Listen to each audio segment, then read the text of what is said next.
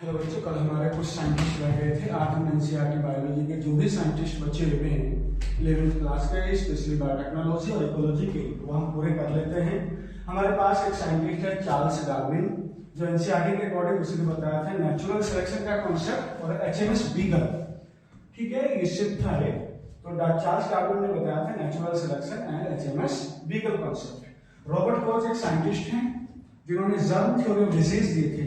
Robert Koch ने बताया था जर्म थ्योरी ऑफ डिजीज। तो सभी से अपने अपने फंक्शन है सभी के। अलेक्जेंडर फ्लेमिंग इन्होंने थ्योरी ऑफ पेनिसिलिन दी थी, लेकिन बात करता हूं मैं डेवलपमेंट ऑफ पेनिसिलिन, तो उसके लिए दो साइंटिस्ट आए थे, Howard chain and fluorine. Penicillin की थ्योरी दी थी फ्लेमिंग ने, लेकिन चेन और फ्लोरिन ने बताया था पेनिसिलिन का development. Theory of acquired character given by Lamarck. ठीक है, हार्डी वेनबर्ग दोनों के नाम से एक इक्वेशन बनती है, उसे बोलते हैं हार्डी वेनबर्ग प्रिंसिपल।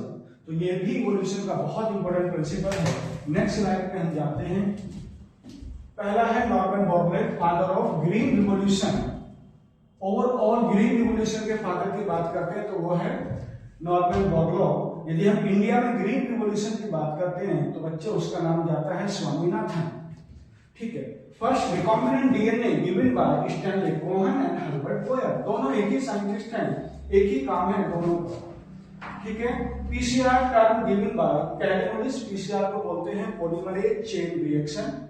ठीक है, बायोडायवर्सिटी टर्म किसने दी थी, उसका नाम है एडवर्ड विल्सन। बहुत इंपॉर्टेंट है, एनसीईआरटी में दिया हुआ है। एक कांसेप्ट है species area relationship given by AV Humboldt. Species area relationship ecology से रिलेटेड है, given by AV Humboldt. Last slide है हमारी, Paul Ehrlich given by the rivet popper hypothesis. Rivet popper hypothesis अपने आप में बहुत इंपॉर्टेंट कांसेप्ट है। Robert May के अकॉर्डिंग बताया था, रॉबर्ट मे ने कि ग्लोबल स्पीशीज की डाइवर्सिटी कितनी होती है, दैट इज रॉबर्ट मे। रामदेव मिश्रा की बात करते हैं तो फादर ऑफ इंडियन इकोलॉजी की बात करते हैं तो रामदेव मिश्रा आंसर जाता है, ये बीएचयू से पढ़े हुए थे। और ओवरऑल इकोलॉजी के फादर की बात करते हैं तो रिटर टर्म जाती है। Term ecosystem given by A G Tansley और term ecological pyramid given by Elton. तो हमारे पास याद है एक साइंटिस्ट है भगुना, जिन्होंने चिपको मूवमेंट से रिलेटेड एक मूवमेंट किया था। चिपको मूवमेंट का मतलब था कि पहले हमें काटे उसके बाद पेड़ों को काटे, उसे बोलते हैं चिपको मूवमेंट। ठीक है, तो Paul Ehrlich given by the rivet popper hypothesis. Robert May ने बताया था global species diversity. Ramdeo Mishra ने बताया था father of Indian ecology. Reiter father of overall ecology है। एजी टेंसले ने टर्म इकोसिस्टम दी थी। इकोलॉजिकल पायरामिड टर्म दी थी एल्टन ने। लास्ट में साइंटिस्ट बताते हैं 10% एनर्जी रूल। ये 10% एनर्जी रूल, जो एनर्जी फ्लो जो होता है ट्रॉपिक लेवल से T1 से T2 में, T2 से T3 में, उसको दिया था लिंडमैन ने दिया था। किसने दिया था? लिंडमैन ने। ठीक है, ये 10% एनर्जी फ्लो का मतलब है T1 से T2 एनर्जी, तो यहाँ एनर्जी जाएगी 10%, यहाँ एनर्जी जाएगी इसका 10%। तो ये given by 10% energy flow given by Lindeman.